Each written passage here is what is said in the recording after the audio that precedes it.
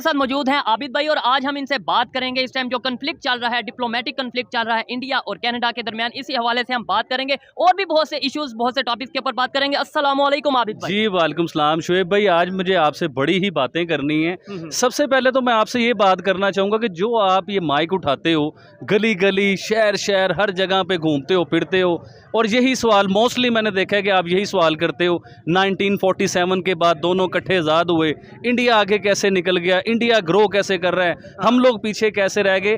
तो आज इसके बारे में मैंने आपको सारी बातें करनी, ना आपने मेरी कोई बात काटनी है और ना आपने मुझे कहीं रोकना है। आज आपने सिर्फ मुझे बोलने देना है और मैं बिल्कुल जेन्युइन बातें करूंगा, आपको समझ आएंगी सारी बातें। लेकिन आज हमारा टॉपिक जो है वो ये नहीं है ना कि कैसे आगे निकल गया। आपने खुद बोला कि ये तो मैं पूछता रहता हूँ, फिर आपसे पूछने का क्या फायदा। आज हम बात करेंगे कनाडा और इंडिया के कन्फ्लिक्ट के ऊपर। उसी के ऊपर ही मैं आपको बताना चाहूंगा। अभी आप रिसेंटली देखें कि कनाडा और इंडिया की बात जो चल रही है, जो आपस में इख्तलाफात चल रहे हैं, वो हल भी हो जाएंगे, वो हमेशा के लिए नहीं रहते होते हैं।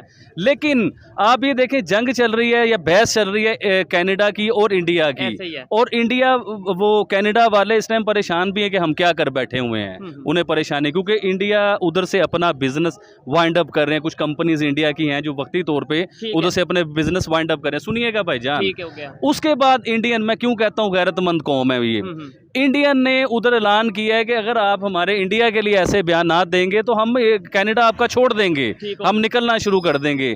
मैं एग्जांपल ये देना चाह रहा हूँ, अल्लाह ना करे पाकिस्तान के अगेंस्ट किसी मुल्क ने ऐसे बात की होती तो आप यकीन करें कि उन लोगों ने ऐलान करना था कि हमने पाकिस्तानियों को निकाल देना है इधर से। हेलो फ्रेंड, मैं हूँ शाइला खान और आप देख रहे हैं Naila Pakistani reaction. United nation की जनरल असम्बली में एक दफ़ा फिर से कश्मीर का केस सामने रखा गया है। पाकिस्तान के केयर टेकर निगरान वज़ीर आज़म ने फिर कहा है कि कश्मीर को हमारे हवाले कर दो। भारत ने जिस तरह से आर्टिकल 370 हटाया, कश्मीर को लेकर उनकी पॉलिसीज चेंज हो रही है। उन्होंने कहा कि सबसे पहले क्रॉस बॉर्डर टेररिज्म पाकिस्तान बंद करे। सेकंड पे उन्होंने कहा है कि पीओके, जिनको हम आज़ाद कश्मीर और वो पीओके को कहते हैं, कि हमारे हवाले करे। तीसरा उन्होंने कहा कि मुंबई अटैक्स में जितने दहशतगर्द मुलविस थे उनको आज तक कोर्ट की तरफ से, पाकिस्तानी कोर्ट की तरफ से सजाएं नहीं सुनाई दी गई। हम देख रहे हैं कि कश्मीर को लेकर इंडिया की पॉलिसीज चेंज हो रही है, लेकिन हर बार की तरह इस बार भी हमारा केस जो है कश्मीर को लेके कमज़ोर पड़ता हुआ दिखाई दे रहा है। आवाम के पास चलेगी, उनसे राय जानने के क्या वजूहत है। 77 सालों से हम सिर्फ और सिर्फ कश्मीर का राग लाप रहे हैं। पाकिस्तान के इतने मसाइल है, उस पर कोई बात नहीं करा। क्या हमारी पॉलिटिक्स भारत और कश्मीर पर टिकी हुई है क्या? इसके अलावा हमारे अंदर कोई टैलेंट नहीं है कि जो यूनाइटेड नेशन, दोबारा से यूनाइटेड नेशन की जनरल असम्बली जो हमारे निगरान वज़ीर आज़म वहाँ पर मौजूद है, फिर से कश्मीर का मुद्दा उठाया गया।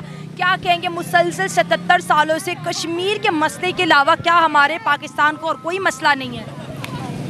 ऑब्वियसली सी बात है कि मसला किस किस्म के नहीं है। पाकिस्तान में हर चीज़ का मसला है। सबसे पहले आपकी बेरोज़गारी का, सबसे पहले आपको बिलों का, तीसरा मसला आपका जनाब कह लें कि लोग जो है बेरोज़गार हैं, चौथा मसला चोरी डकैतियाँ आम हो रही हैं, पांचवा मसला इस मुल्क में ये है कि जी आप कह लें कि हर दूसरा बंदा दूसरे बंदे की जेब नोचने को है। वालेकुम, नमस्ते, सत श्री अकाल, मैं हूँ सनामजद।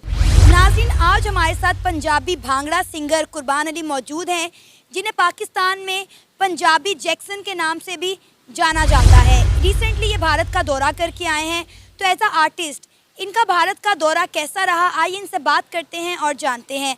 अस्सलाम वालेकुम। वालेकुम अस्सलाम। और सबसे पहले मैं आप लोगों का शुक्रिया अदा करना चाहूँगा, और दूसरा ये सत श्री अकाल हो गया सारे नू मित्रां बेलियां दोस्तों नू मेरे और तो प्यार पर है सत श्री अकाल और शुभकामनावां, ढेर सारियां दुआवां और वाहिगुरू दी कृपा होए, तुहाडे ते दाता दी मेहर होए ते रब दी नज़र सवली होए। थैंक यू सर, आपने अपना कीमती वक्त निकाला हमारे इस प्रोग्राम में अपनी कीमती राय का इजहार करने के लिए। सर, एज अ आर्टिस्ट आपने भारत का दौरा कब और कैसे किया? भारत का दौरा जब हमारे एक शोज़ वहाँ पे रखा गया, तो मेरे जो उस्ताद हैं वो हिंदू हैं, सिख हैं, और उनके रेफर से हमारा जो दौरा था ना वहाँ का, वो परवान चढ़ा। हम लोग मस्के शागिर्द थे, तो गाते थे, शोज़ करते थे, उस्तादों के साथ जाते थे। तो जब उस्तादों को हमारे पे कॉन्फिडेंस हो गया कि ये कुछ कर सकते हैं, तो उन्होंने हमारा इंडिया का दौरा अरेंज किया।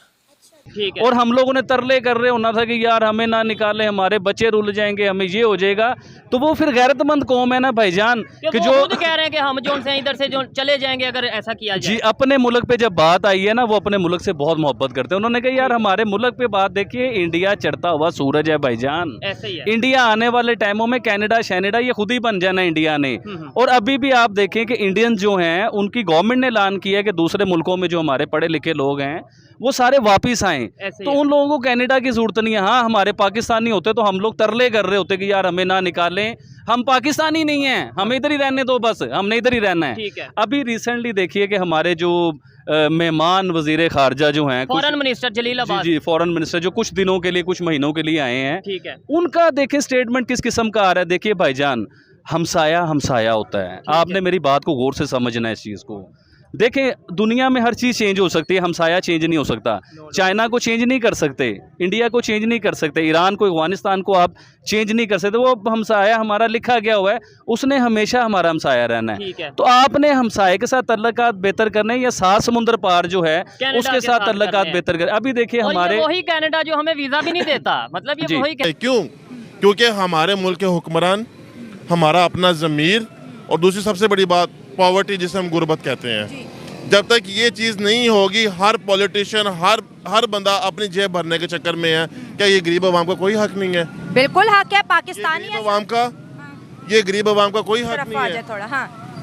ये गरीब आवाम का कोई हक नहीं है। सही ये बात कहाँ से कमाते हैं? एक आदमी की जो बंदा जिसकी सैलरी कह लें, फ्रेंकली स्पीकिंग, 32,000 32,000 रुपया हर बंदे की सैलरी की गई।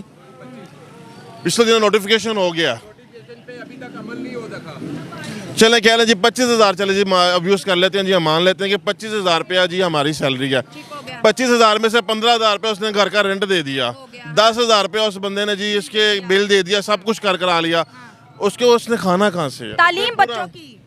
मेरी बात सुने ना, चले तालीम मान लें, एक आम बंदे का राशन घर के इस्तेमाल के लिए कम से कम भी मेरे नज़दीक 12,000 रुपया मस्ट है। ठीक हो गया।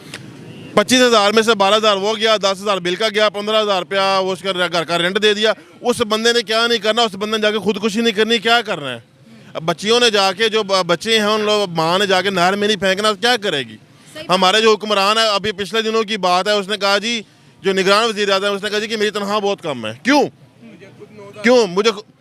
उसने खुद क्यों बात की है? यार आप एक प्रोटोकॉल के साथ निकलते हो बाहर, 1700 गाड़ी आपके साथ हिफाजत के लिए, यार क्यों आप?